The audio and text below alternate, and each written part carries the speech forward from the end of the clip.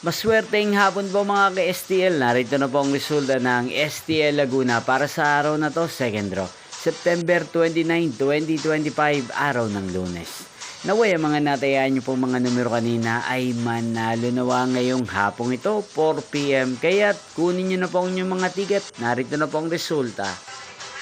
Para po sa STL Laguna, second draw, result September 29, 2025. 4 PM. Ang mga numerong nanalo, 33 at 16 in exact order. Sa lahat po ng tumaya kanina sa STL Laguna para sa second draw ng 33 at 16, congrats po sa inyo.